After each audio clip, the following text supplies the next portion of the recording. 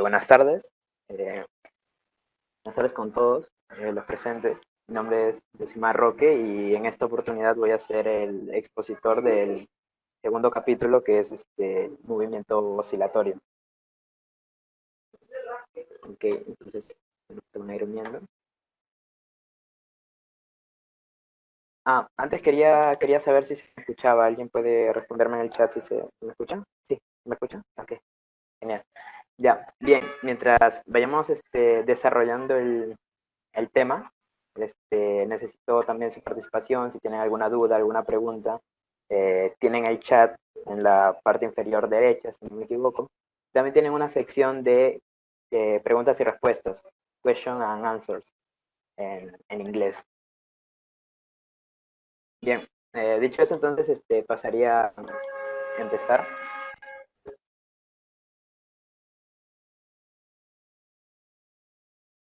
Bien,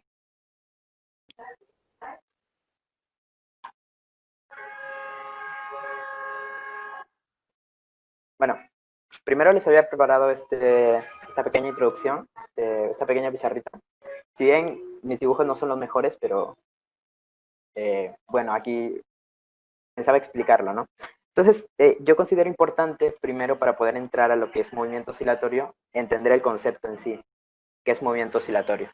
No en lo que se basa, ¿no? O sea, no como que te pregunten sobre una casa y tú me digas, no sé, en una casa hay un televisor, hay un mueble, hay una cocina, un dormitorio, sino exactamente del concepto, que es el movimiento oscilatorio.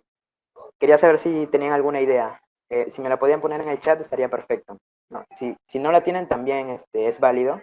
Como decía mi compañero también la semana pasada, es válido poner no sé porque al final acá estamos para aprender todos, ¿no? Incluyéndome también mientras se desarrolla el tema. Así que, ¿alguien tiene alguna idea de como concepto lo que significa movimiento oscilatorio?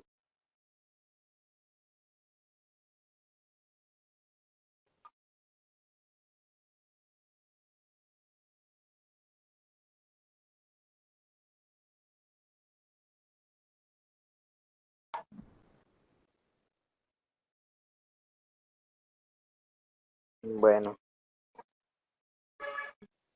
Bueno, como les dije, pueden ponerlo en el chat general o en question and answers.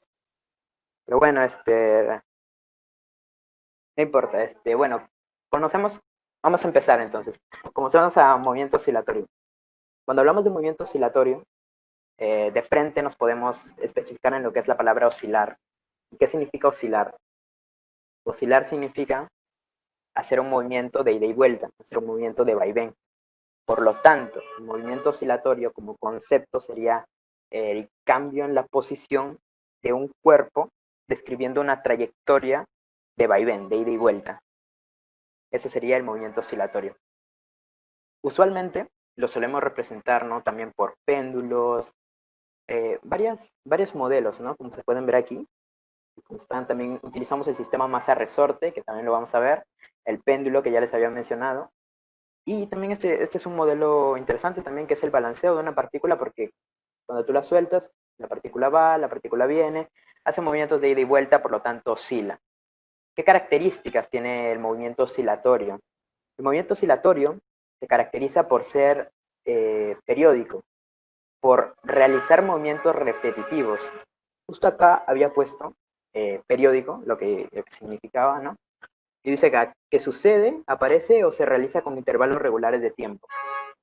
Esto está asociado mucho con el concepto de ciclo, que más adelante ya lo vamos a analizar, que no me disparo. Y para continuar, quería mostrarles un poco, decirles que para qué era importante entender, ¿no? Algunas cosas en las que quizá podías ver, no sé, cosas interesantes que traía el movimiento armónico perdón, el movimiento oscilatorio. Entre ellos estaba bueno, principalmente aprender, ¿no? Temas más adelante como ondas, todo tipo de ondas sísmicas, mecánicas, ondas sonoras, ondas electromagnéticas. Justo por eso les hice este pequeño gráfico de una especie de onda electromagnética.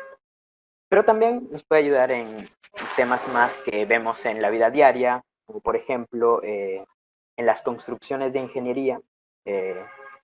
como puentes, edificios, rascacielos, también se ven estos movimientos oscilatorios. Y ya más adelante también vamos a entender de que cada movimiento oscilatorio, perdón, de que cada construcción, de que cada cuerpo, en general, cada objeto, tiene una frecuencia con la que vibra. Así sea muy pequeña, pero tiene esa frecuencia. Y esa es la respuesta por la cual a veces existen derrumbes después de sismos, cosas así, pero ya lo vamos a ver más adelante. También es interesante porque nos puede ayudar para algunos desarrollos de circuitos, para entender lo que son la apertura y el cierre de las válvulas, de algunos circuitos que hacen que funcionen algunos aparatos electrónicos que tenemos en nuestra casa, como las lavadoras, como los televisores, y entre otros. Incluso yéndonos a la vida diaria también, cuando vamos en el carro, y usualmente les pongo el ejemplo de un carro viejo, ¿no? Siempre cuando vamos en un carro viejo hay como vibraciones molestas, ¿cierto? Es como que no está normal. Entonces, este también es plan de estudio del movimiento oscilatorio en las construcciones de los carros, ¿no? Entonces, también es interesante porque los automóviles, carros, utilizan amortiguadores en los frenos y hay una parte del movimiento oscilatorio que es el movimiento amortiguado en el que estudiamos ese tipo de fenómenos. Y prosiguiendo, quería preguntarles si alguno de ustedes sabía quién había empezado con todo esto, quién descubrió, por así decirlo, entre comillas, el movimiento oscilatorio. ¿Y cuál fue el fenómeno que descubrió? ¿Alguien tiene una idea? ¿Quién le doy una pista? Es un italiano, famoso por, famoso por cosas que él veía a través de un objeto que él mismo desarrolló y que lo mejoró. ¿Alguien tiene una idea? Por el chat me pueden responder. Si no tienen la idea, igual, digan no sé y yo los veo desde aquí.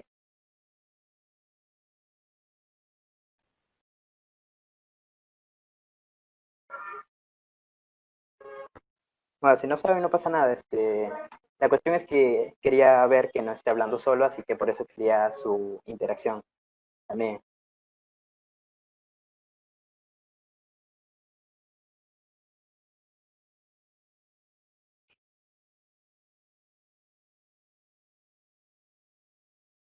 Vamos sin miedo. Una, una pregunta, un sí, un no, un no sé.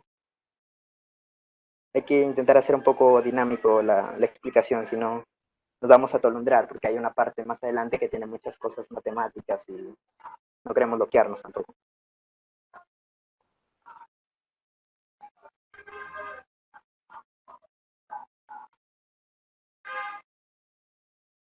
Bueno, de hecho la persona que empezó con todo este movimiento oscilatorio, y les cuento, fue Galileo Galilei. Galileo Galilei, italiano, que hizo muchas observaciones importantes, ¿no? Conocida como astrónomo, físico. Eh, bueno, pero lo que nos interesa de Galileo es que, pues, que según cuenta la historia, estaba Galileo en el Duomo de Pisa, o la Catedral de Pisa, y en el techo, de la torre de campanario, observa que hay una lámpara de aceite que cuelga de ahí y que se balancea. Una lámpara de aceite, yo le he puesto así, ¿no? Pero, bueno, y entonces, ¿qué es lo interesante? De que él descubre aquí dos casos. Él comienza a observar y descubre dos casos. El primer caso, imaginemos que esta bolita sea la lámpara, comienza a oscilar, oscilar, oscilar, y esto describe arcos grandes, arcos grandes, pero con una característica, se movía muy rápido. Y después, como no estamos en un sistema ideal, obviamente hay fricción, hay viscosidad del aire, cualquier otros factores, ¿no? Entonces comenzó a oscilar pequeño, de manera describiendo arcos pequeños. ¿Y qué es lo que ocurría? Que en ese entonces la velocidad bajó. Esta vez se movía lentamente. Pero ¿cuál es la característica que tenían ambos movimientos, ambos casos? La característica era que los periodos, es decir, el tiempo que terminaban de hacer cada oscilación, era el mismo. Y midió el periodo mediante sus pulsaciones. Es una locura porque es una genialidad, ¿no? Bueno, al menos a mí no se me hubiera ocurrido en ese momento observar ese tipo de péndulo y medir mi pulso, ¿no? Es un poco loco también. Entonces, lo importante es que después va a su casa y comienza a experimentar también con dos casos interesantes. El primer caso eh, utiliza eh, pesas, cuerpitos así, bolitas, de diferentes masas, cada vez masas más grandes, por lo tanto mayor peso, ¿no? Pero se dio cuenta de que el periodo de oscilación, el tiempo en que ocurría cada oscilación, era el mismo, no se afectaba. Pero más adelante, en el segundo caso, ¿no? Entonces vio esto.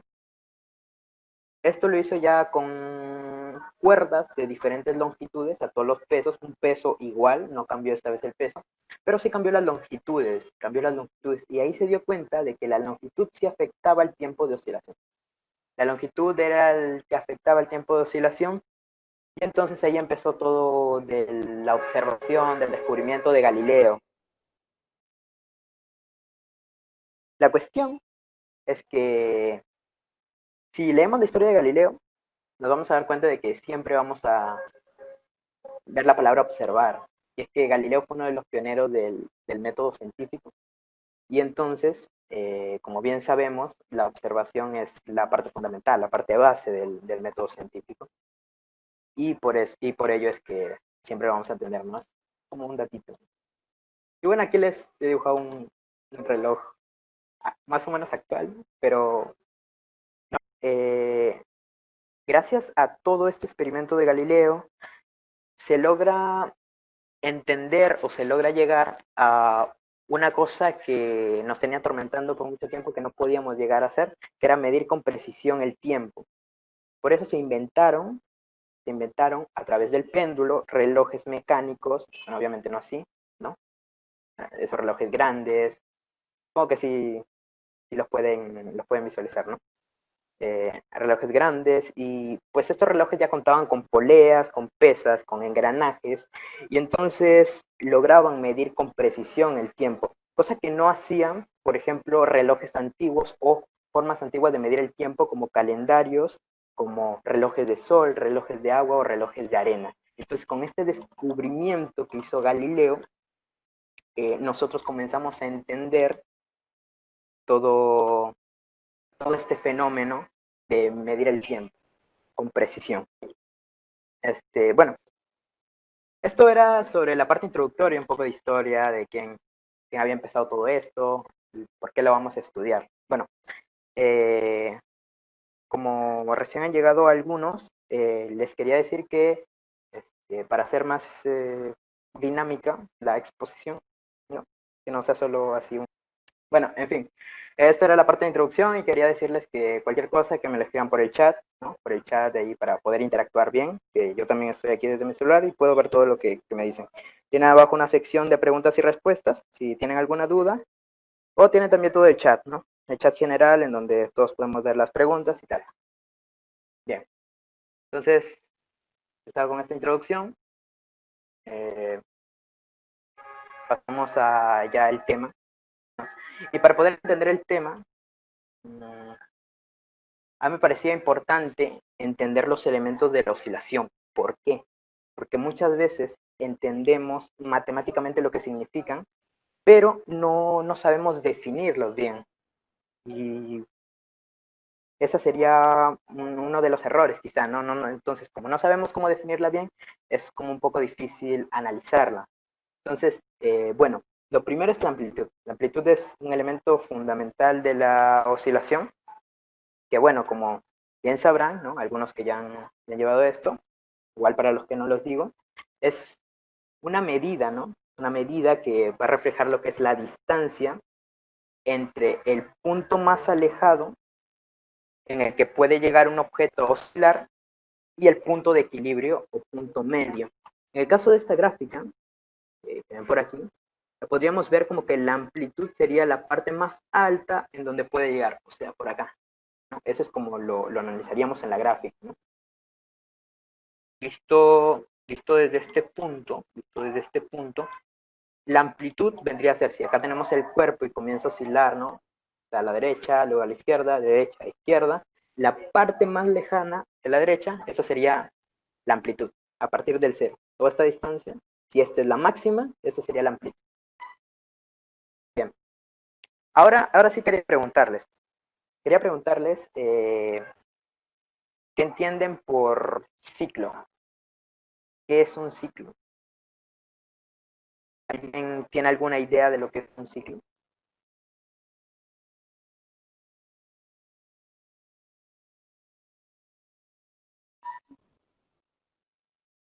Es válido cualquier respuesta para poder empezar a explayarnos.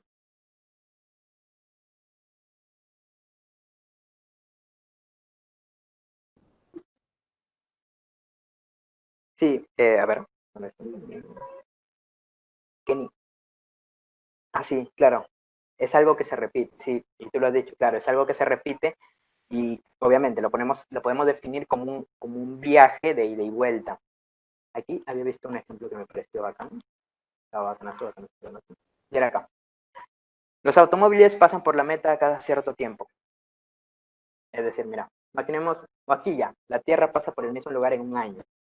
Miren, imaginémonos que este es nuestro punto inicial. Entonces, un ciclo se completaría si vuelvo a llegar a ese mismo sitio inicial. Ese sería un ciclo, un viaje de ida y vuelta. Bueno, le decimos un viaje de ida y vuelta porque cuando lo analizamos de esta manera, obviamente el cuerpo se va a ir para un lado y luego va a venir para el otro. Y es por eso. Entonces, entendiendo lo que es un ciclo, podemos comprender lo que es el periodo, porque el periodo no es más que el intervalo de tiempo en el que va a tardar un ciclo. No es más que eso. Bien, sobre la frecuencia. Bueno, la frecuencia lineal o frecuencia, ¿no? Ah, claro, para acotar, disculpen, me había olvidado de eso. La amplitud se mide en metros según el sistema internacional y el periodo en segundos, igualmente, según el sistema internacional. Y bien, ¿alguien me puede dar una idea de lo que es frecuencia lineal o la frecuencia en tal caso? Seguramente muchos lo conocemos como la inversa del periodo, pero ¿qué nos representa?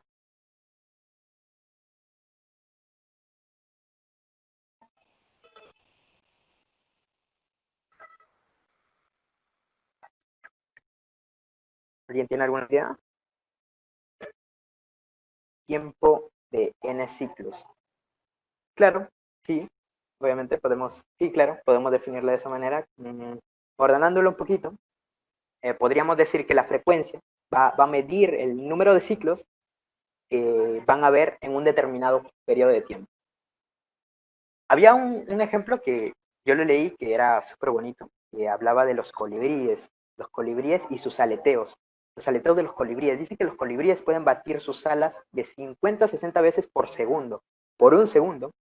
Entonces, viéndolo de esta manera, podríamos decir que la frecuencia del aleteo de los colibríes es de 50 a 60 Hz.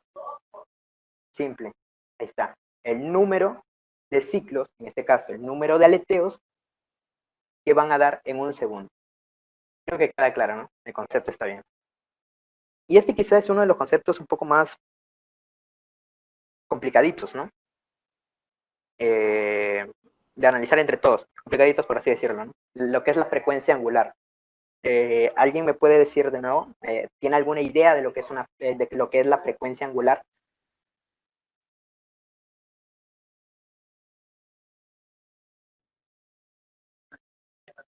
Los leo.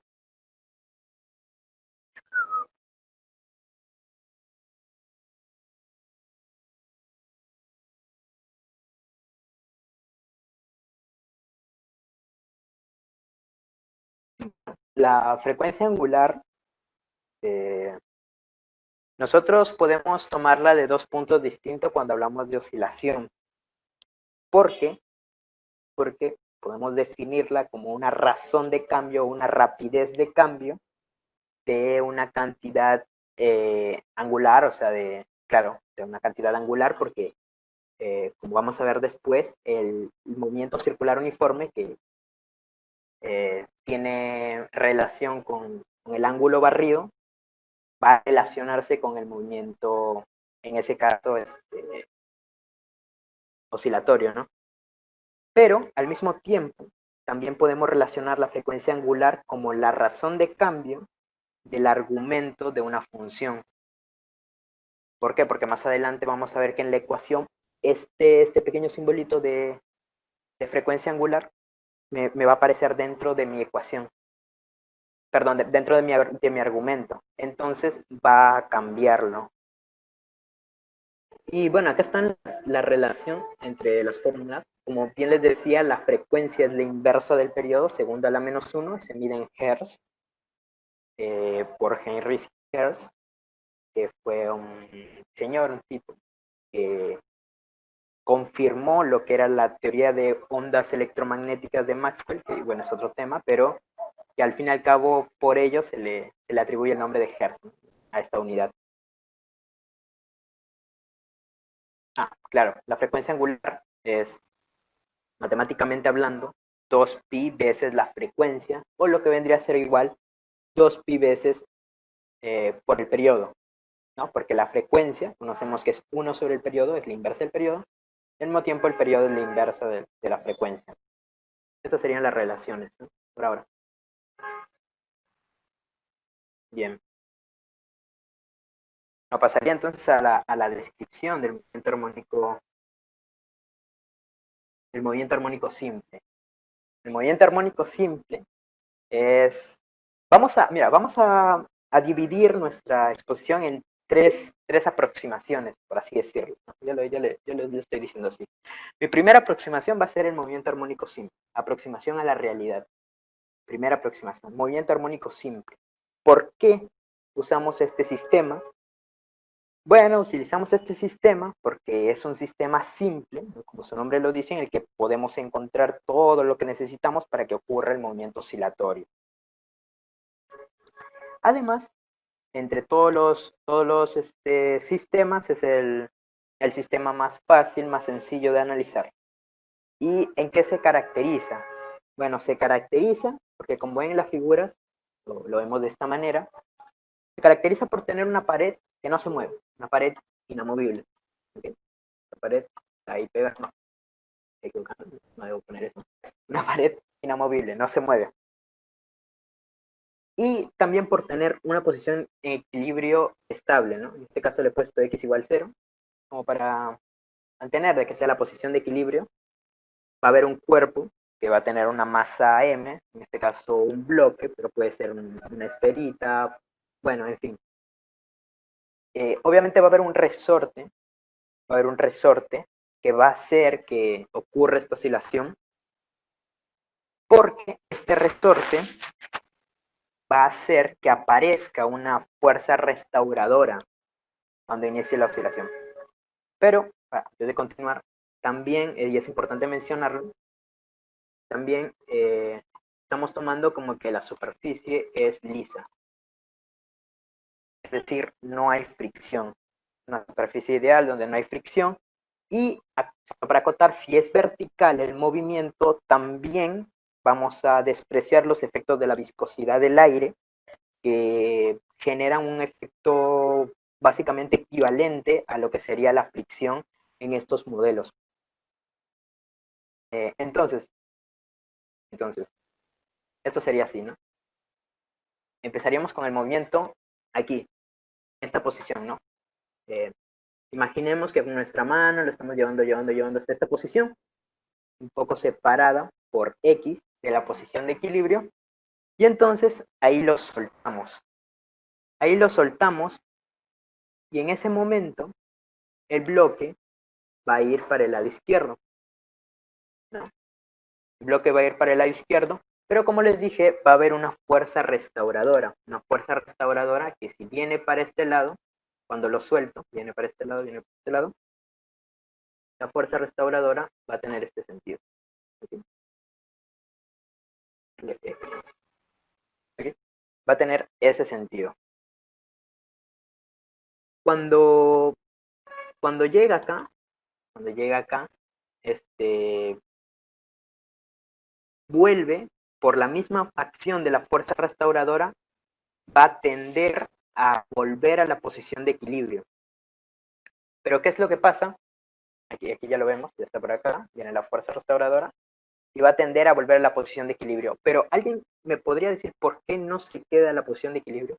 Porque cuando hablamos de restaurar es poner una cosa en un estado anterior en el que tenía antes, ¿no? Y si tomamos desde aquí de que está en la posición de equilibrio, ya viene para acá, cuando vuelve, ¿por qué no se queda en la posición de equilibrio y por qué traspasa la posición de equilibrio? ¿Alguien sabe por qué sucede eso? ¿O tienen alguna idea?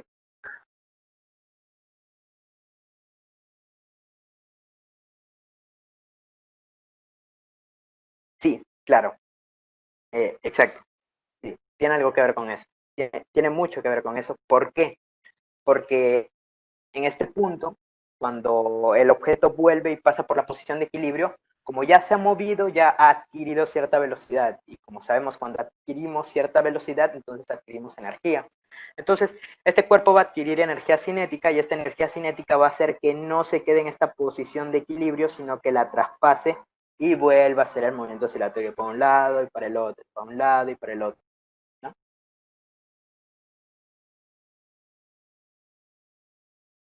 Como les había dicho, esta fuerza de aquí, la fuerza de aquí, está para el lado de acá, es una fuerza restauradora, una fuerza de restitución, ¿no? Esta fuerza de restitución va a obedecer a la ley de Hooke. La ley de Hooke, como lo sabemos, la fuerza de restitución va a ser igual a menos la constante elástica por la elongación, ¿no? Por la deformación de este alambre. Entonces, ¿por qué el menos? Bueno, el menos porque se va a oponer siempre al movimiento. Como ven, aquí la fuerza se opone si hace un movimiento de contracción, o sea, se encoge el muelle, y se va a oponer también, va a ir para el otro lado, si el muelle se alarga, ¿no? Se estira, ¿no? El estado de reposo es lo que les había hablado al inicio, ¿no? Y que se va para un lado cuando adquiere energía cinética, ¿no? Después de haberlo soltado estando por aquí, por ejemplo. Entonces, esta ecuación menos k por x que les había mencionado, me va a dar la magnitud y también el signo correcto de la fuerza, independientemente de que x, o sea, la posición en la que yo esté analizando, sea positivo, negativo, cero, independientemente. ¿Por qué? Como ven en la gráfica, en esta gráfica de aquí, bien, con esta gráfica de aquí, cuando la posición es negativa, la fuerza va a ser positiva. ¿Eso qué quiere decir? Que siempre se va a oponer al movimiento. Cuando el desplazamiento es positivo, la fuerza va a ser negativa. Bien. Entonces, pasaríamos a lo que sería la ecuación diferencial de este movimiento armónico simple. Y la ecuación diferencial no es más que la unión, por así decirlo, de la segunda ley de Newton con la definición de lo que sería aceleración. ¿Por qué? Porque como bien sabemos, la segunda ley de Newton está dada por suma de fuerzas es igual a masa por aceleración, ¿verdad? Si despejamos la aceleración, en este caso sería aceleración igual a, bueno, en este caso suma de fuerzas, ¿no? Sobre masa. Pero al mismo tiempo, por la definición, nosotros conocemos de que la aceleración vendría a estar dada por la segunda derivada de la posición. Entonces, por transitividad, ¿no? Por propiedad de transitividad, nosotros conocemos que si A es igual a esto, o sea, si A es igual a B y A es igual a C, entonces B es igual a C. Entonces tú puedes escribir fuerza sobre masa igual a la segunda derivada de la posición. Pero esta fuerza ya la vimos, ¿no? Y está por aquí. la fuerza de restitución, que sería menos K por X. Entonces podríamos escribirlo menos K por X sobre la masa es igual a la segunda derivada de la aceleración. Perdón, de la posición, que sería la aceleración. Se la puede escribir de esta manera. Y los dos puntitos arriba. Tiene que estar puntito. Ok. Que mi compañero yo les había mencionado que escribir esto era lo mismo que escribir esto, sino que eran dos autores diferentes. Entonces, igualando a cero esto, es decir, sumando kx sobre m a ambos lados, ¿no? Nos daría solamente la suma de ambos, es igual a cero. Y a esto de aquí, nosotros le llamamos ecuación diferencial del movimiento armónico simple, porque es una ecuación que su solución me va a dar la posición de un cuerpo que está realizando un movimiento armónico simple. Ahora, aquí hay una parte interesante, que es que usualmente nos dicen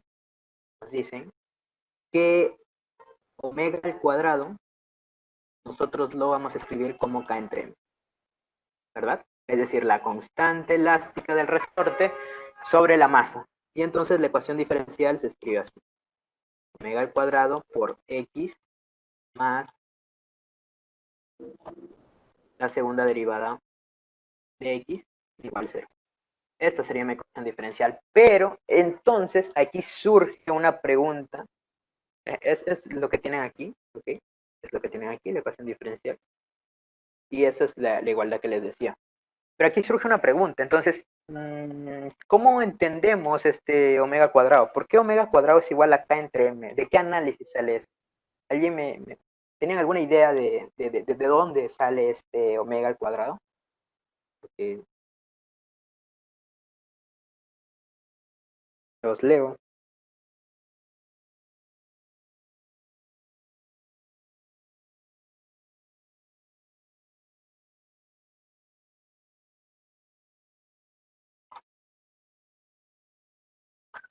Bueno, les doy una pista entonces. Este omega al cuadrado, para entenderlo, primero vamos a entender la ecuación de la posición, ¿ok? Y luego volvemos al omega al cuadrado, para que me entiendan. La ecuación de la posición, nosotros la podemos obtener como la solución de esta ecuación diferencial o también como un análisis de movimiento circular uniforme. Porque el movimiento circular uniforme no es más que no está más relacionado con el movimiento armónico simple por la proyección. La proyección del movimiento circular uniforme va a ser el movimiento armónico simple. Y ahora se los voy a decir. Miren. Tengo esto, ¿ok? Tengo esto. Y entonces, imaginen que tengo un cuerpo en esta posición, tengo un vector aquí acá, que va a ser el radio de toda mi circunferencia y va a haber un ángulo barrido, ¿no? Entonces, si yo proyecto así, ¿no? Esta pequeña distancia de aquí, por trigonometría, nosotros conocemos que tiene que ser igual a R por el coseno del ángulo. Seno de phi en este caso, ¿no? Y esto va a ser igual a X. Pero, este phi, ustedes recuerdan que cuando veían movimiento circular uniforme en física 1, cinemática, ¿no?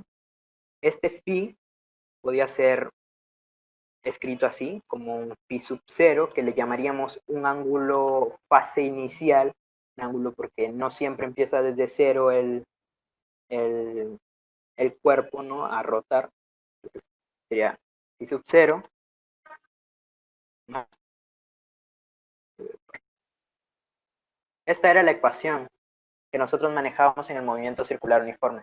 Entonces, este phi, o sea, todo esto, lo reemplazo en phi, me va a salir R por el coseno de phi sub 0 más omega por t. Pero, si se dan cuenta, entonces si proyectamos, miren, esta pelotita, tú la proyectas estando aquí la proyectas y quedaría aquí, más o menos, ¿cierto? Aquí sería la primera posición de la pelotita. Aquí, la proyectas, estaría aquí. Aquí la proyectas, estaría por aquí en este punto de la recta. Aquí estaría aquí. Y aquí, y así sucesivamente, hasta llegar hasta aquí, ¿no? Entonces tendría todo esto. ¿Qué estaría haciendo la pelotita? La pelotita estaría haciendo esto. Yendo para acá, aquí está aquí. Cuando llega acá, llega a este punto. Al volver, va a volver a describir esto, para llegar acá. Entonces, ¿qué podemos deducir de ahí? Esto no se asemeja al movimiento armónico simple, está realizando un ciclo completo, está yendo y viniendo. No solo eso, sino que el movimiento circular uniforme podríamos decir que es un movimiento armónico simple, pero con una característica interesante, y es que este R, que sería el radio de toda esta circunferencia, vendría a ser mi amplitud, porque es la distancia máxima en la que puede llegar la pelotita. Miren, aquí y aquí. ¿Y esto cuánto vale? R. Y entonces, de ahí deducimos que R es igual a la amplitud, y por lo tanto ya tenemos mi ecuación de la posición, que sería X, ¿no? Posición es igual a amplitud por el coseno de phi sub 0 más omega por T. Pero entonces, Yosimar, ¿por qué me enrollas así? Sí, al final queríamos saber de dónde sale el omega cuadrado, ¿no? ¿De dónde sale el omega cuadrado? Aquí estaba lo que les decía, la ecuación de la posición, y quería que sepan de dónde sale, que sale del movimiento circular uniforme. Y bueno, entonces,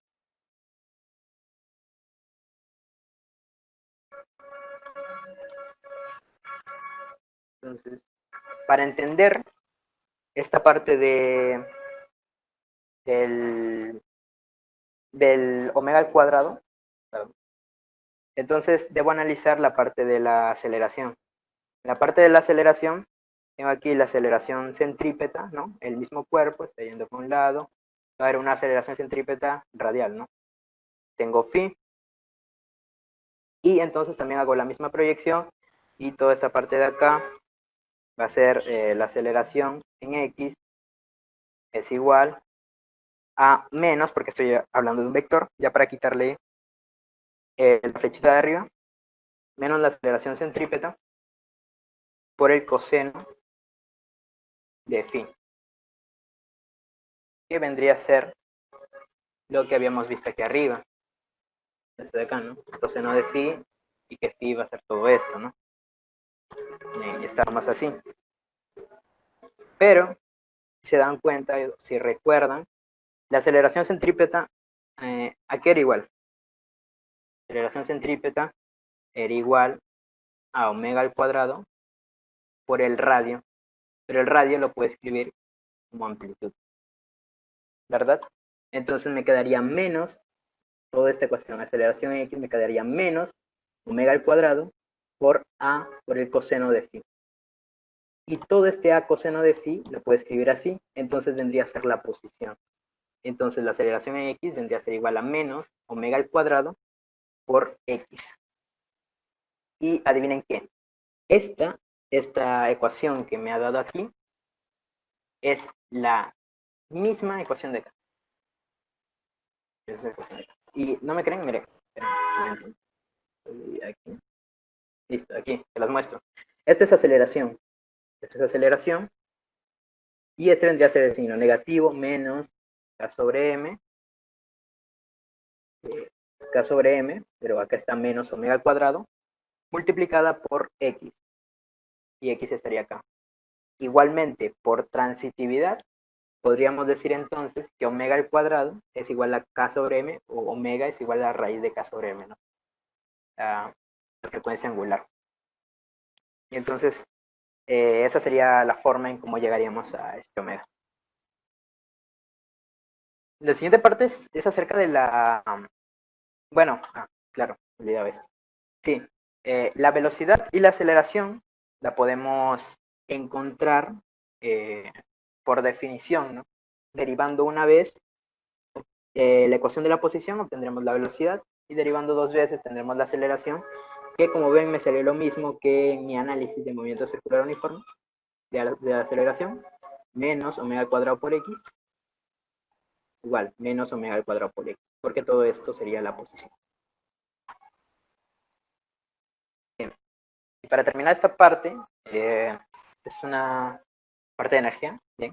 Entonces, en energía, ¿qué podríamos decir? Bueno, van a ocurrir varios casos. Entre esos casos, va a ser, imaginemos la oscilación, ¿no? Este es el punto, la posición de reposo. Y entonces, primero vamos a analizar algo. Aquí estamos trabajando con una superficie ideal, ¿no? El coeficiente de fricción era 0. Entonces, no hay fricción, no hay ninguna otra fuerza no conservativa, por lo tanto no van a ejercer trabajo esas fuerzas no conservativas. Entonces, la energía de todo el sistema va a ser constante. La energía de todo el sistema va a ser constante. Y tendremos estas relaciones, ¿no? U, que vendría a ser la energía potencial, va a ser un medio de la constante por la posición al cuadrado, pero estamos hablando de la energía potencial elástica, obviamente, ¿no? Y la energía cinética estaría dado por un medio de K por la amplitud al cuadrado menos la posición al cuadrado. Ahora, esta es una fórmula que no sale así por así, porque seguramente también se preguntarán, no, pero yo recuerdo que la energía cinética era un medio de la masa por la velocidad al cuadrado. Y eso es verdad. La energía cinética es un medio de la masa por la velocidad al cuadrado. Pero entonces, ¿por qué sale esta fórmula? Un momento, mira. Cuando tú tomas como que la energía cinética sea un medio de la masa por la velocidad al cuadrado, al sumar estas dos, o sea, la energía cinética y la potencial, lo que tendrías que hacer sería reemplazar X por la ecuación de la posición que teníamos aquí y reemplazar velocidad por la ecuación de la posición que tenemos aquí. Es un proceso un poquito larguito como para hacerlo aquí, pero sí se puede lograr. Se llega y al final te vas a dar cuenta que la energía mecánica va a ser un medio de K por A cuadrado. La energía mecánica es la suma de ambas. Entonces, un medio de K por A cuadrado, a partir de aquí, que es la energía mecánica, tú puedes hallar la energía cinética, porque vendría a ser la resta de la energía mecánica menos la energía potencial. Entonces, al restar estas dos, tú tienes esta relación. Y como les decía antes, es constante. ¿A qué me refiero con que es constante? En cada posición va a haber una variación. Miren, estamos en la posición de equilibrio. Bueno, no, empecemos desde acá, ¿no? Desde que hemos puesto mi objeto por acá, ¿no? Por acá, tirado hasta acá y lo soltamos. Lo soltamos, lo soltamos, lo soltamos, lo soltamos.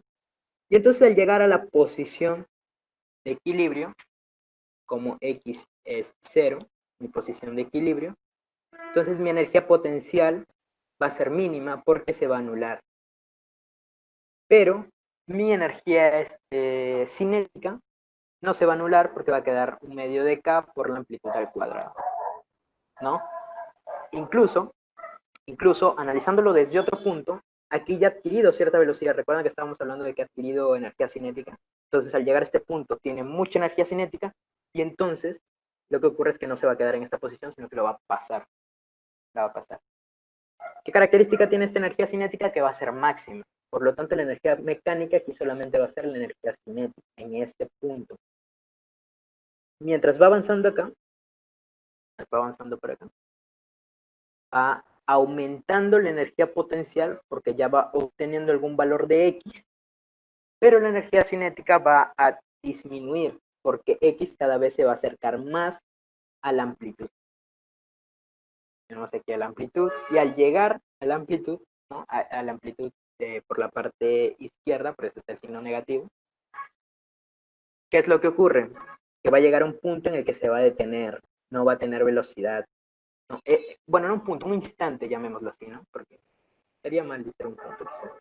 Y lo mantenemos ahí, entonces la energía cinética va a ser mínima, o sea, va a ser 0, pero la energía potencial va a ser máxima.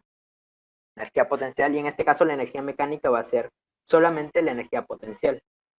Y en todos los puntos, así en todos los puntos, te puedes dar cuenta que así la energía potencial disminuya, entonces la energía cinética va a aumentar.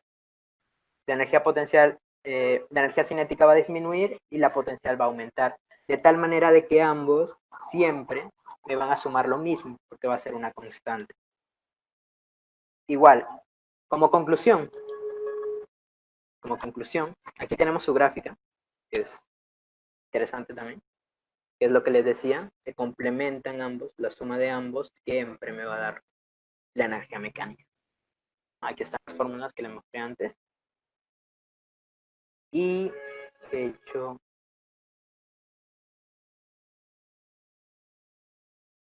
sí, bueno. Esta sería la parte de la energía. ¿Alguna duda, alguna consulta que tengan? Lo pueden escribir en el chat por esta primera parte. Porque aquí ya estaríamos terminando esta primera parte de lo que sería este análisis del movimiento armónico simple y pasaríamos a lo que son péndulos, que serían otro modelo. Y como les decía, me había olvidado como conclusión, en los extremos, recordar eso, en los extremos la energía potencial es máxima. La amplitud, la energía potencial es máxima y la energía cinética es máxima cuando se encuentra en la posición de equilibrio. Así de simple. Al final, la energía mecánica es...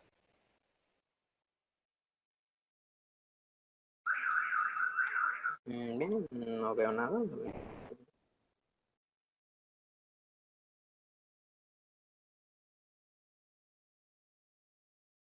Bien, entonces pasaría, bueno, acá hay algunos problemas, pero este problema lo vamos a resolver al final. Y pasaríamos a lo que son péndulos, ¿no? Lo que les hablaba. Péndulos. No les había preparado una pizarrita. Como les decía al inicio, no soy buen dibujante. Tengo los mejores dibujos, pero ahí intento hacer. Bien. ¿Qué es el péndulo simple? ¿Qué es el péndulo simple? ¿Alguien tiene alguna idea de lo que es el péndulo simple? Todavía sigue siendo mi primera aproximación. De las tres que le hablé, todavía sigue siendo mi primera aproximación, mi aproximación ideal, el péndulo simple. Todavía es un movimiento armónico simple. Los leo.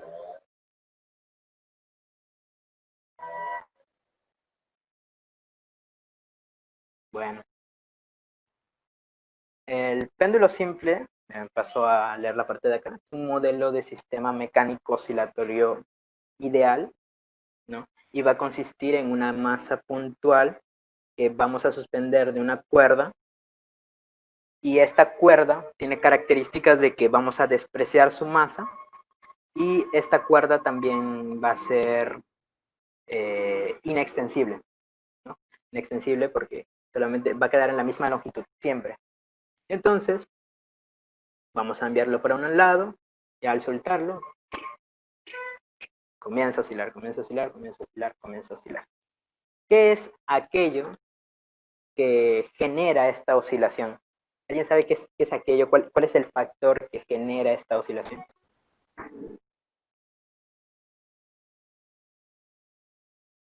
La gravedad. Claudio, sí, sí, tiene razón. Es la gravedad. Es la gravedad, y esto es debido a su componente tangencial, ¿no? La gravedad por medio del peso y del componente tangencial. Tangencial porque esta pequeña masa, esta pequeña bolita va a describir un arco, y este arco que va a describir eh, esta fuerza, esta mg seno de teta, va a ser tangencial, y es lo que va a hacer que comience a oscilar, ya sea por un lado o para el otro. ¿No? Entonces, lo primero que haríamos para poder analizar el péndulo simple sería tener aquí la pelotita a un lado y obviamente entender las fuerzas que hay, ¿no? Está la longitud, ¿no? No es una fuerza, ¿no? Solamente estoy diciendo las características, ¿no? Hay un ángulo, obviamente, que va a barrer este péndulo, y este ángulo va a estar en función, ¿no? Lo que antes llamamos amplitud, ahorita lo vamos a ver en la ecuación, de que va a ser t sub 0, que en este caso la amplitud va a estar en relación con el ángulo barrido. Esa es la diferencia. Bueno, acá tengo la masa y acá pues el ángulo, ¿no? Por proyección. Tengo aquí el ángulo, y al descomponer obviamente esta masa ya no me serviría. ya no me serviría, ¿no? Obviamente hay una tensión también, ¿no? ¿Cómo relacionamos esto? ¿Cómo relacionamos para obtener su ecuación diferencial? ¿No? Ecuación diferencial del péndulo simple. Lo vamos a obtener eh, analizando la fuerza tangencial que va a hacer que este cuerpo oscile. Como están viendo aquí, y lo he escrito, fuerza tangencial es igual a menos mg seno de teta, apuntando para el otro lado. ¿Okay? Pero al mismo tiempo, nosotros conocemos que la fuerza tangencial, por la segunda ley de Newton, tiene que ser igual a la masa por la aceleración tangencial. Pero esa aceleración tangencial, nosotros podemos escribirla como longitud por alfa.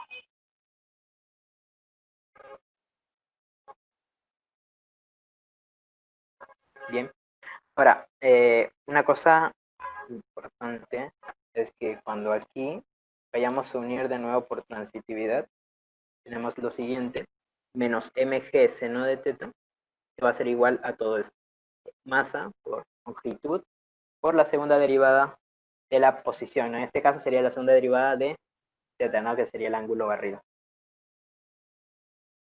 Ahora, para que se parezca la ecuación a una ecuación de movimiento armónico simple, siempre la aceleración la vamos a despejar, la vamos a dejar sin ningún coeficiente, por así decirlo. Entonces, primero pasamos a sumarlo, ¿no? Sumamos ambos lados todo este factor, y después dividimos entre m y l, para dejar la aceleración solita. Aquí la m se iría, y la l vendría abajo como denominador, ¿no? Y en más, ¿no? Pasaría como más. Esto se parece más al movimiento armónico simple, pero todavía no vendría a ser una ecuación de movimiento armónico simple, porque no está en función solo de teta, sino del seno de teta. Entonces, para ello nosotros usamos un artificio. Este artificio es entender o analizar o pensar que estas oscilaciones van a ser pequeñas. Como estas oscilaciones van a ser pequeñas, entonces el ángulo va a ser pequeño. Estamos tomando como que el ángulo es pequeño, entonces trigonométricamente sabemos que cuando el ángulo es pequeño, el seno de ese ángulo va a tender al valor del mismo ángulo. Entonces podemos reescribir la ecuación seno de teta por teta, ¿no? Aquí, como se ve aquí. Y tal como les había mostrado, de omega al cuadrado, que era raíz de omega al cuadrado, que era k entre m, ¿no? La constante sobre m. Del mismo modo se podía llegar aquí, pero acá ya la hacemos más directa. Entonces, como esta es una ecuación de movimiento armónico simple, podemos hacer como que omega al cuadrado sea g entre l, porque el análisis es el mismo para llegar a aquí. Entonces vamos a tener esto. Segunda derivada más omega al cuadrado por el ángulo, ¿no? Porque ya estamos tomando como que sea un ángulo pequeño. Deme un segundo.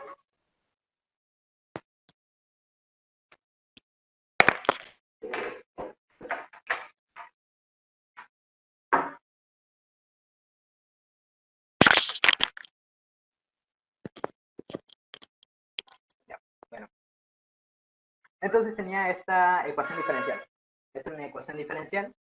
Entonces, esta es una ecuación diferencial de segundo orden.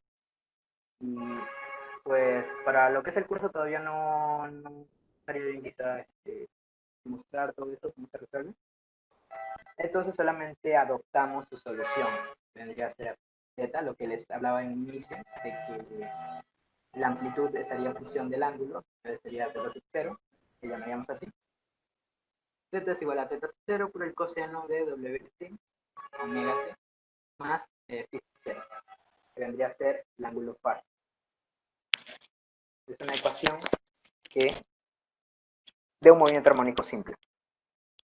Entonces, el periodo, recuerdan que les dije que el periodo,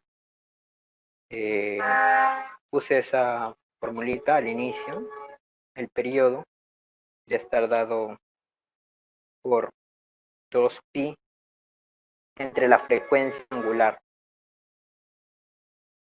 Pero tú conoces la frecuencia angular porque está aquí. Entonces la frecuencia angular es la raíz de g, la gravedad, sobre la longitud. como estás dividiéndolo, solamente vas a invertir. Y tienes ya la ecuación del periodo. Y lo que les decía al inicio, recuerdan de la cuestión de todo esto de Galileo y todo esto. Galileo llegó también a esta conclusión de que el periodo, o sea, el tiempo que demoraba en hacer la oscilación, solamente dependía de la longitud, más no de la masa, porque aquí tú puedes colgar una masa más grande, pero la oscilación va a depender solo de la longitud. Como ejemplos de péndulo simple, podríamos hablar de, a ver, vamos por aquí, de una bola de demolición quizá. Claro, aquí. Mira, una grúa de demolición con su bola. Lo que les decía también, ¿no? Los péndulos se usaron para medir el tiempo, para hacer los relojes mecánicos. También los metrónomos. Los metrónomos son aparatos interesantes. Si tú pones en Google metrónomo, te va a salir el metrónomo ahí y tú vas a poder utilizarlo ahí mientras estás en tu internet. Eh, Tiene muchos usos. Hay un uso interesante que tienen los artistas, como el metrónomo, que sirve para entender, para tener timing, para marcar la posición de algún movimiento que estén haciendo. También quizá podríamos hablar de los columpios, aunque podríamos ponerlo más abajo, quizá los columpios como oscilaciones forzadas, pero ya lo vamos a ver más tarde. Por ahora, hasta ahí.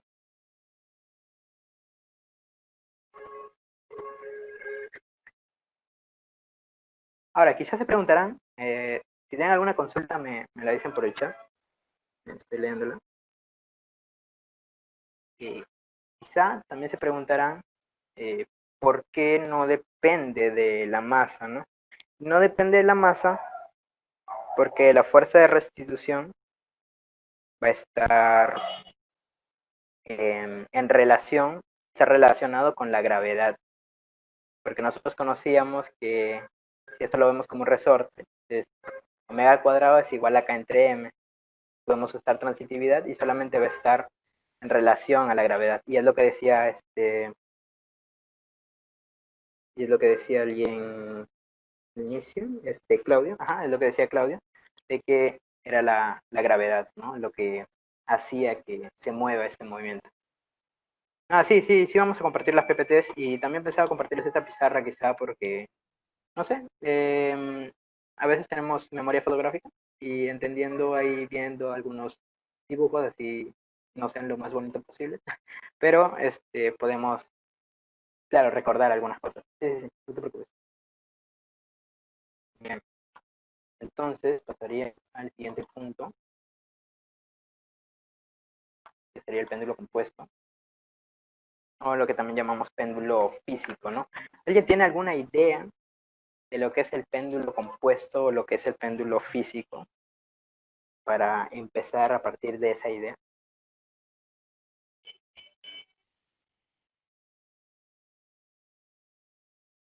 Los leo.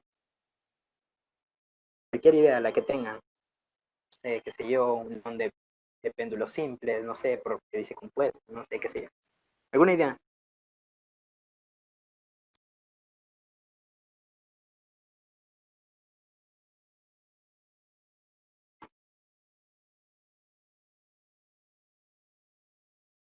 Bueno, les pongo un ejemplo.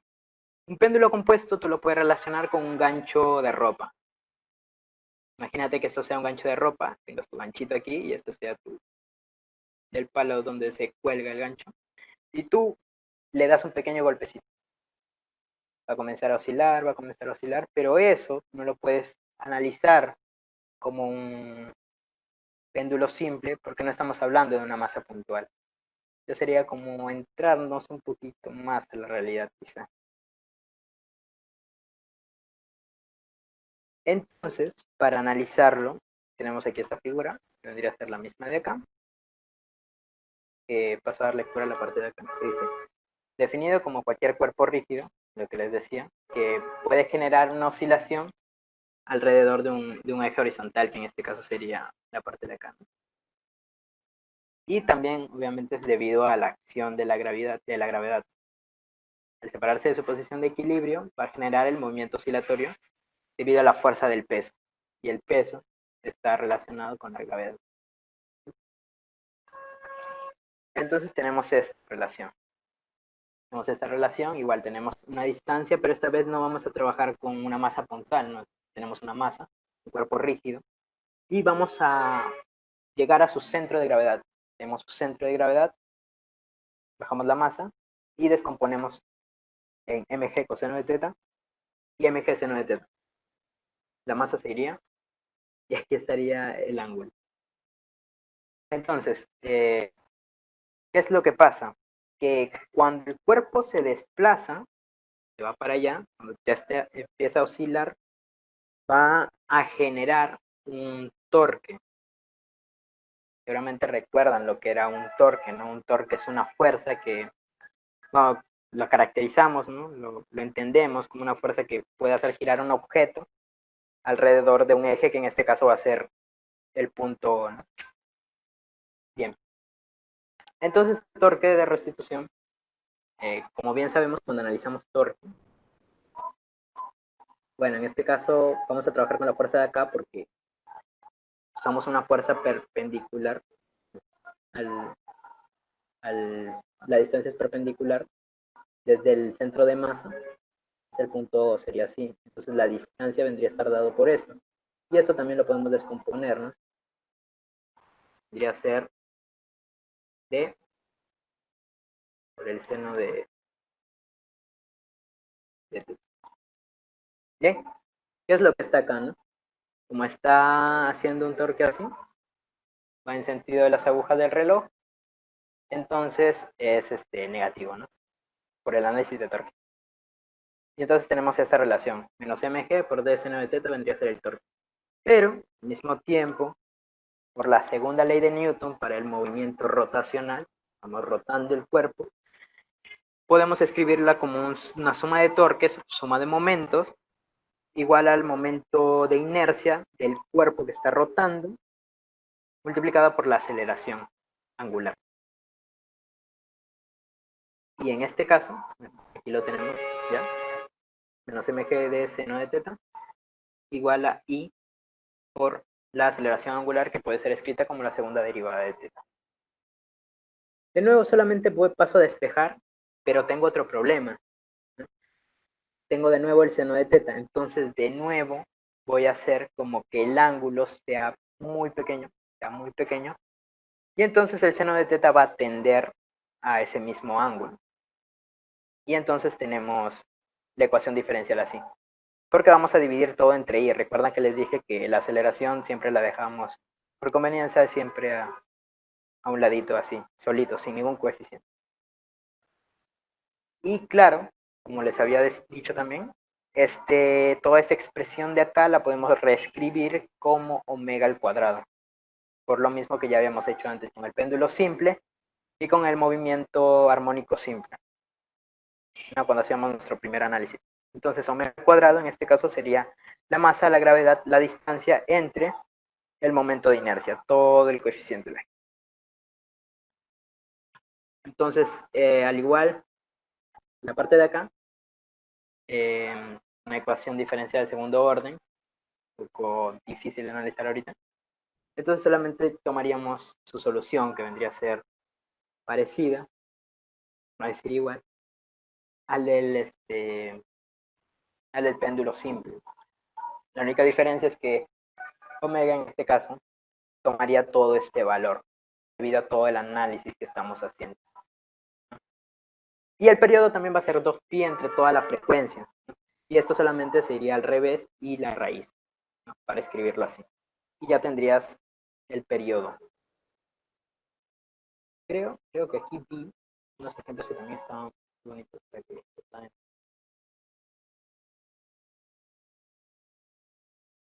¿Verdad?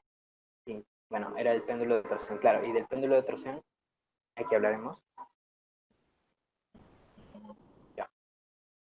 Bien.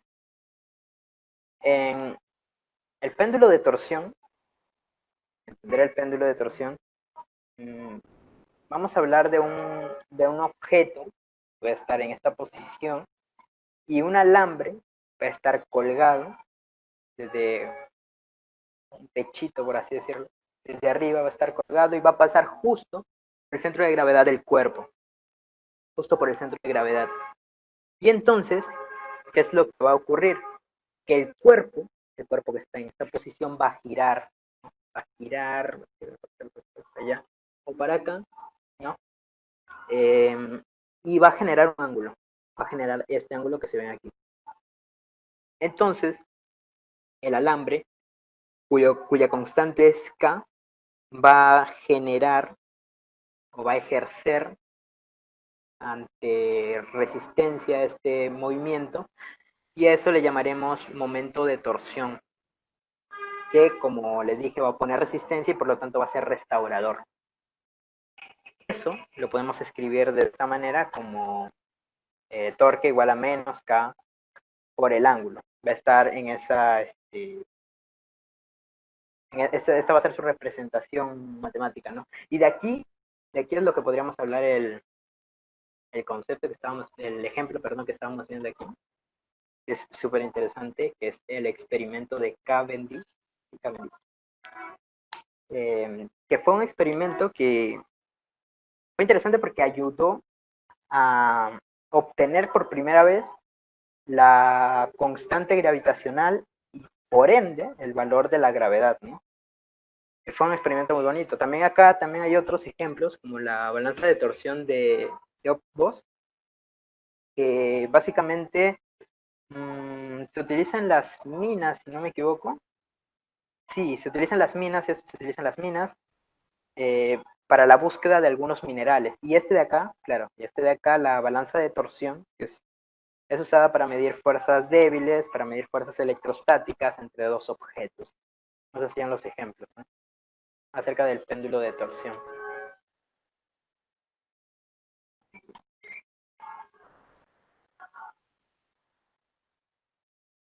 Bien, entonces como les decía, solamente para hallar su ecuación diferencial, del mismo modo que antes, aplicaríamos la segunda ley de Newton para el movimiento rotacional, ¿no?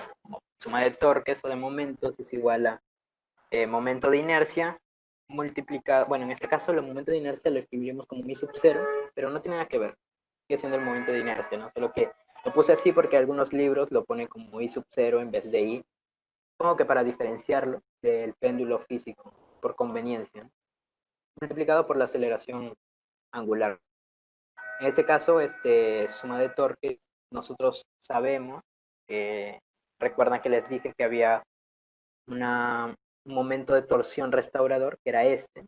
Entonces lo vamos a reemplazar aquí, menos K por el ángulo, va a ser igual a el momento de inercia por la aceleración. Esta aceleración la escribimos como la segunda derivada del ángulo.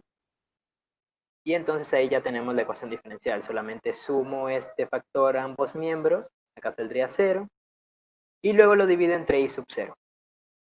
Y como se da cuenta, aquí no hay necesidad de utilizar la maniobra de acá de hacer que sean ángulos pequeños, porque en este caso no aparece una función seno.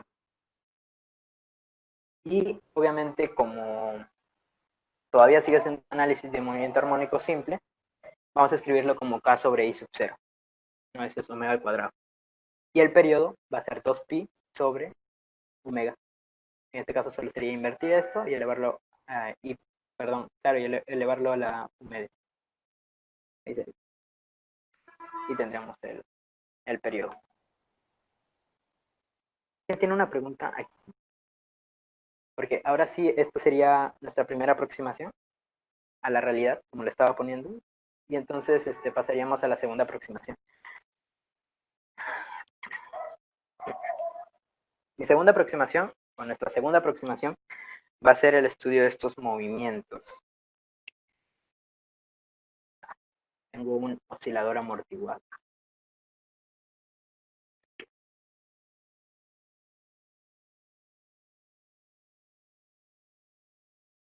Ya, ¿y qué es lo que pasa en el oscilador amortiguado? Pasa que ahora vamos a hacer que aparezca una fuerza disipativa, y que es lo que usualmente hacemos como para acercarnos a la realidad. Esta fuerza disipativa es una fuerza no conservativa y llamamos fuerza disipativa porque va a hacer que poco a poco, o de acuerdo al caso, desaparezca la oscilación, ya sea lenta o rápidamente. Eso vamos a ver ya después de qué depende. Esta fuerza de amortiguamiento, ¿no?, vamos a escribirla como menos C por V. En algunos libros también está como menos P por V, donde V es la velocidad, y C y B, C o B, vendrían a ser la constante de amortiguamiento del, del de este amortiguador, que en este caso lo estamos tomando como que si fuera un líquido viscoso, y por lo tanto va a tener una reacción similar a lo que sería la fricción. Entonces, este movimiento de acá va a hacer que en algún momento desaparezca y que se parezca un poco a la realidad si lo hacemos, ¿no? Porque va a generar una disminución en la amplitud y va a hacer que la fuerza vaya con menos intensidad cada vez, ¿no? Tengo aquí la fuerza disipativa. Pero hay una pregunta que siempre hacen cuando estudiamos esto, y usualmente yo también me la hacía, que era, ¿la gravedad influye, mejor dicho, el peso influye en este análisis? Y la respuesta es que no. ¿Y por qué no? Bueno, empecemos nuestro análisis para poder entenderlo. Mira, primero tenemos el muelle aquí, ¿ok? El resorte aquí, sin ningún peso. Llamémosle a este x igual 0, ¿ok? Posición de x igual 0. ¿Okay? Después, a este alambre, a este resorte, le vamos a poner una masita, ¿no? Entonces va a ser mg, ¿no? Esa es la fuerza del peso. Y entonces va a ejercer también el resorte una fuerza que va a ser K por X sub 0. Llamémosle X sub 0 porque X sub 0 va a ser la distancia que va a recorrer desde el punto 0 hasta el punto en donde se va a detener y se va a quedar en reposo. Y esta es una fuerza que es contraria al movimiento que quiere hacer la bolita, ¿no? Por lo tanto va a ser con un signo negativo si lo vemos aquí. Entonces empezamos nuestro análisis, suma de fuerzas va a ser igual a masa por la aceleración, pero estamos hablando de un sistema en el que no va a existir aceleración, porque estamos en reposo. Entonces todo este factor se va y me queda la masa, la gravedad, menos la constante por x sub 0. Al final solamente despejaría y tendría esta igualdad. mg es igual a k por x sub 0. ¿En qué me va a ayudar esto? Miren.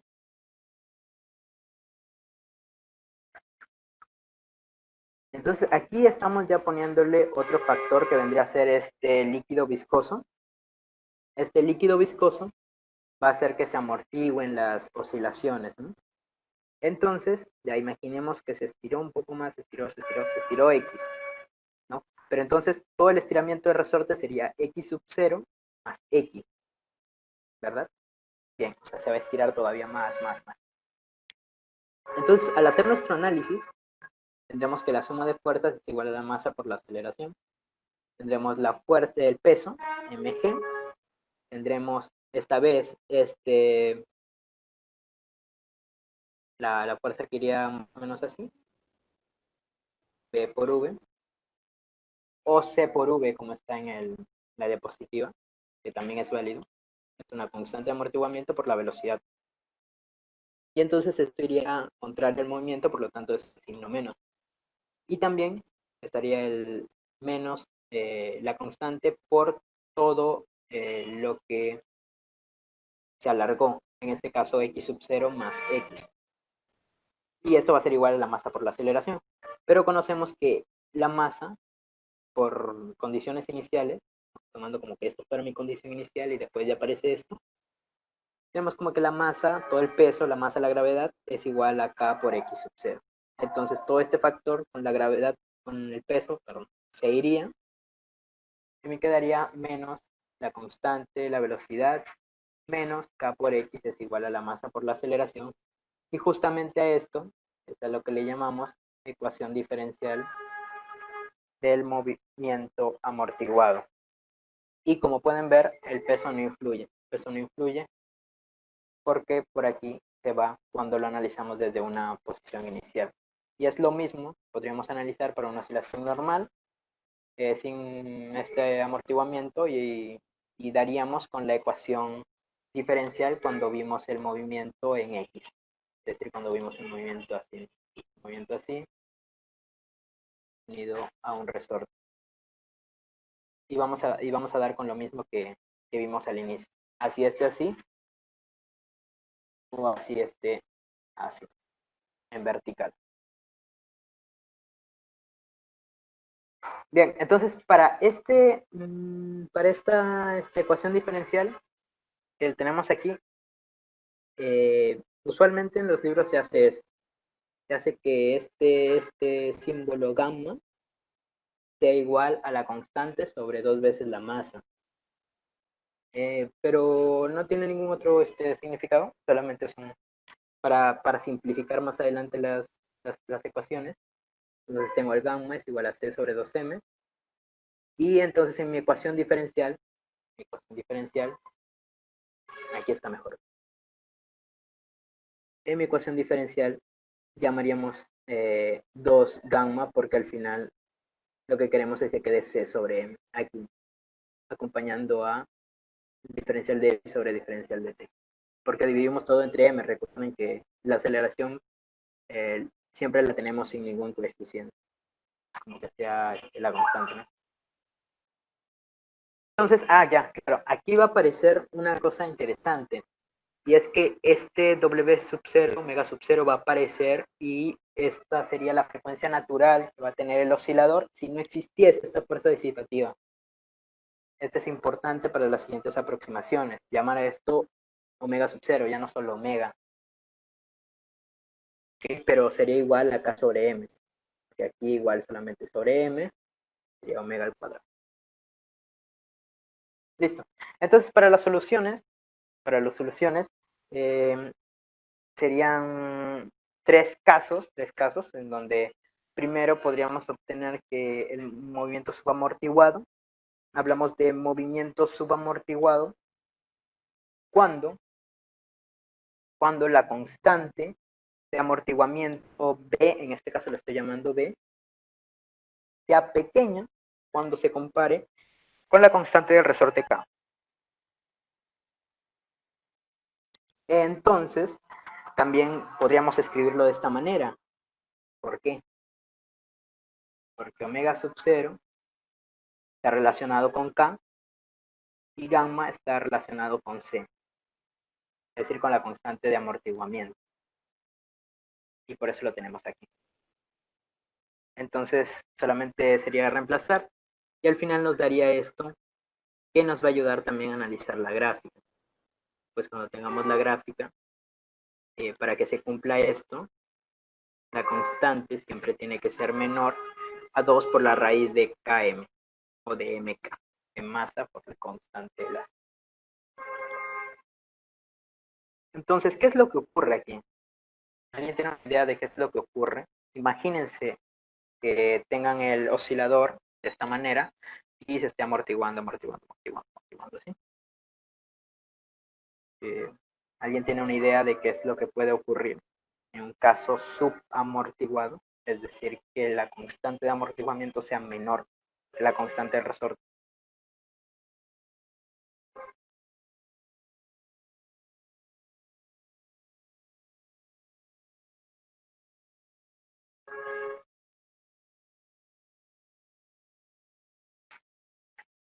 Bueno, la cuestión sería analizar la gráfica, porque aquí como lo vemos en esta manera, ¿no?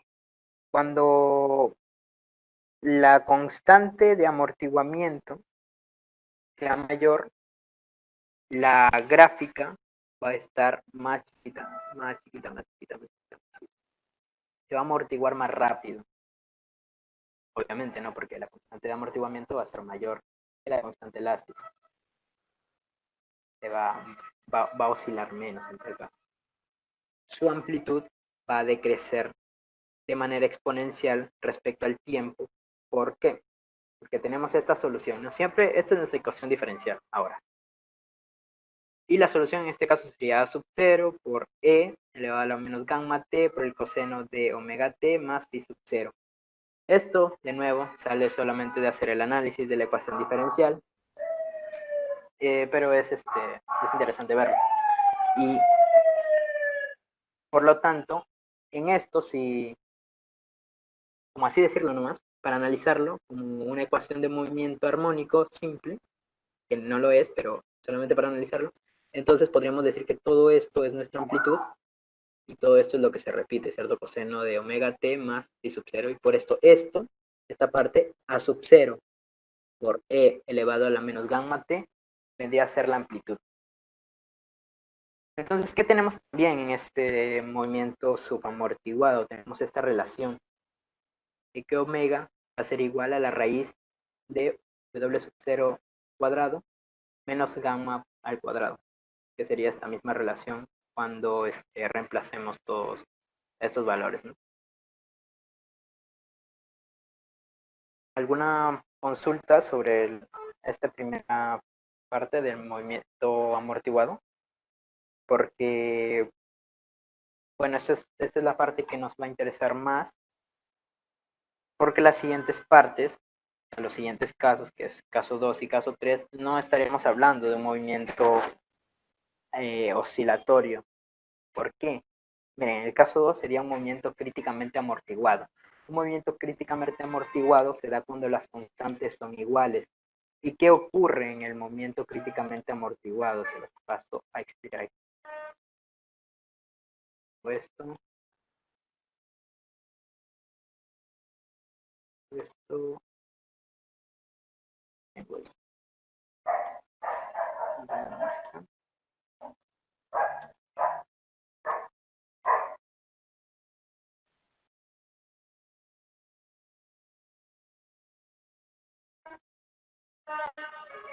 bien, ¿qué es lo que ocurre? Que el objeto va a comenzar, el cuerpo va a comenzar a oscilar de abajo, va a ir arriba, pero lo que pasa es que cuando baje y todo el líquido viscoso se va a amortiguar a tal punto que va a regresar a la posición de equilibrio, regresa a su posición de equilibrio, regresa a su posición de equilibrio y va a quedar ahí. Ahí se va a quedar. Ya no va a seguir oscilando. Entonces ahí estaríamos hablando de un movimiento críticamente amortiguado. Esto es lo que pasaría en la vida real. Entonces, como dijimos antes, va a satisfacer esta igualdad, omega sub 0 al cuadrado, que sea igual a gamma cuadrado, que es, bueno, todo esto, pero igualado, ¿no? Y por lo tanto, si nos podemos analizar, y recuerdan esta relación, omega es igual a la raíz de todo esto. ¿Qué pasa si W sub 0 al cuadrado es igual a omega al cuadrado? Esto sería cero, y por lo tanto no habría un movimiento oscilatorio. De igual manera se puede sacar su solución mediante la ecuación diferencial, pero no estaríamos hablando de un movimiento oscilatorio. Y en el tercer y último caso, para el movimiento amortiguado, estaríamos hablando de sobreamortiguamiento. Un sobreamortiguamiento se da cuando la constante va a superar el valor crítico que tiene. Por lo tanto, va a ser mayor que la relación de omega sub 0, ¿no? Que está relacionado con K. Al ser mayor, entonces tampoco va a ser un movimiento oscilatorio, porque esto de acá no se va a cumplir, porque gamma cuadrado no puede ser mayor que omega sub 0 al cuadrado. Entonces esto no existiría, por lo tanto tampoco es un movimiento oscilatorio, porque no habría frecuencia angular. ¿Qué es lo que sucede aquí? ¿Qué es lo que sucede en esta parte? ¿Qué es lo que sucede en esta parte? Bueno, en esta parte va a ocurrir básicamente lo mismo, solo que más lento. Va a ocurrir lo mismo, que el objeto va a bajar, va a llegar a este líquido viscoso, y al subir va a llegar a la posición de equilibrio Va a llegar a la posición de equilibrio y se va a quedar ahí. Pero lo va a hacer esta vez más lentamente. Y si lo analizamos en las gráficas, lo veríamos de esta manera, ¿no? Aquí está el movimiento subamortiguado. Es lo primero que veíamos acá. Y como se puede ver en la gráfica, también se le llama un movimiento ligeramente amortiguado. Esto sería un movimiento críticamente amortiguado y este un movimiento sobreamortiguado, ¿no? Como se dan cuenta, va bajando, se va amortiguando, pero más lentamente que en el movimiento críticamente amortiguado. La amplitud va decreciendo.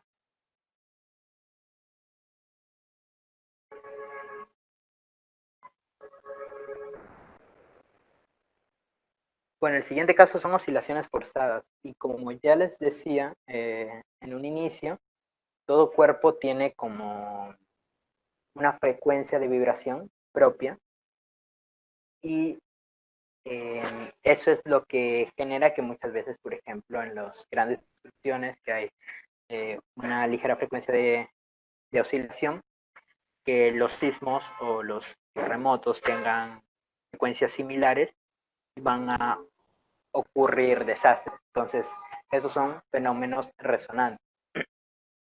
Ah, claro, me faltaba acotar aquí, ahora que lo recuerdo, sobre las oscilaciones amortiguadas. No sé si han visto quizá, hay unas construcciones que tienen amortiguadores sísmicos o disipadores sísmicos. Si no me equivoco, algunos centros comerciales como Megaplaza, como Plaza Norte, tienen en algunas partes de su construcción estos amortiguamientos sísmicos, que lo que hacen es, como vieron acá, funcionan básicamente similar, ¿no? Pero obviamente de acuerdo a la frecuencia en la que se dé el sismo, el terremoto, para evitar desastres más grandes. Actualmente esto se ve muchísimo en Japón, estaba leyéndolo también, que se veía muchísimo en Japón, porque como bien saben están muy acostumbrados a los terremotos y todo ese tipo de cosas, y entonces para prevenir utilizan sistemas de amortiguamiento sísmico. Es una cosa interesante, la verdad. Cuando hablamos de oscilaciones forzadas, ya para pasar a la última parte, estamos hablando de lo que yo les decía al inicio de la tercera aproximación. Va a ser mi tercera aproximación. Y aquí sí puedo andar el ejemplo que les puse del columpio. El ejemplo que les puse del columpio. O, mira, también hay de las mareas, pero también hay de, por ejemplo, alambres, de los cables eléctricos. Han visto que a veces vienen algunas corrientes de aire y entonces estas corrientes de aire hacen como que está tan silencioso el lugar que el alambre suene y tú escuches el sonido que genera el alambre por la corriente de aire que fluye sobre él. Entonces estos son lo que llamaríamos oscilaciones forzadas, que sería un análisis de movimiento amortiguado, solamente que en este caso eh, vamos a hacer que aparezca una fuerza externa y va a ser nuestra tercera aproximación a la realidad para que sea un poco más claro. Esta fuerza externa la vamos a llamar fuerza impulsora, que va a ir con el movimiento, ¿no? Mientras va bajando, la fuerza también va bajando, luego sube, baja, sube y baja. Y esta fuerza puede aparecer en distintas formas, pero una de las formas más fáciles de analizar y a los que se ha llegado mediante experimentación es esta que ven acá, que es fuerza, igual a F sub 0 por el seno de omega sub F por T. ¿Qué quiere decir esto? Esta fuerza va a variar periódicamente con el tiempo y va a tener obviamente una frecuencia de oscilación. Entonces llamaríamos a omega sub F frecuencia de la fuerza externa. F sub 0 vendría a ser la amplitud de la fuerza externa y tendríamos aquí una fuerza senoidal, ¿no? Variable con respecto al tiempo. ¿Qué es lo que se hace para analizarlo? Igual que las veces pasadas, un análisis dinámico con la segunda ley de Newton. A ver, ¿qué tenemos aquí? Vale. Como la suma de fuerzas que va a ser igual a la masa por la aceleración. En este caso, como les había dicho, esta fuerza impulsora va a estar junto con la posición, ¿no? O sea, si esto se va para abajo, la fuerza impulsora también lo va a impulsar, por así decirlo, ¿no? Hacia abajo, y entonces va a ser positiva. Pero van a haber dos fuerzas que van a ir en contra del movimiento, que va a ser la fuerza del resorte y la fuerza de amortiguamiento que les decía por aquí. Fuerza de amortiguamiento, porque solamente le estamos sumando esta fuerza impulsora. Entonces va a ser también menos C por la velocidad. Entonces es igual a la masa por la aceleración. Entonces esta es solo una cuestión de despejar. Despejamos f sub 0 por el coseno de todo esto. Y dividimos todo entre la masa para dejar la aceleración solita. Así como siempre digo. De nuevo, esto queda C sobre M. Y a este C sobre M le llamamos 2 gamma. Y a gamma sería C sobre 2M. Multiplicado por 2 sería C sobre M. Y omega sub 0 vendría a ser K sobre M. La constante de elasticidad sobre la masa. Y bueno, eso sería la parte del análisis. Este sería la ecuación diferencial de una oscilación forzada. Y ya si lo vemos en una gráfica, bueno, aquí no está muy bien, pero aquí sí se ve bacán. Muy bacán. Primero va a haber una parte en la que se va a comportar todo el sistema como si fuese un movimiento amortiguado. Lo veíamos en el movimiento amortiguado que iba y la amplitud decrecía exponencialmente, ¿recuerdan? Bien, aquí va a ocurrir algo parecido hasta un cierto punto. Llegado a un cierto punto, esta gráfica ya se va a comportar de manera constante. A esta parte de acá, que varía, que es como un amortiguamiento, es a la que la vamos a llamar parte transitoria.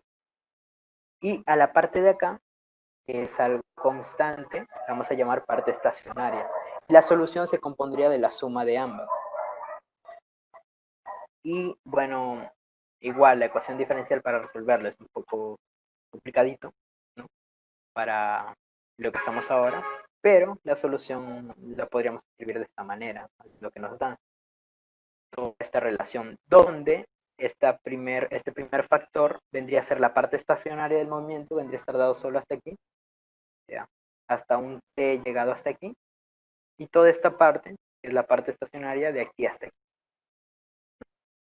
que sigue.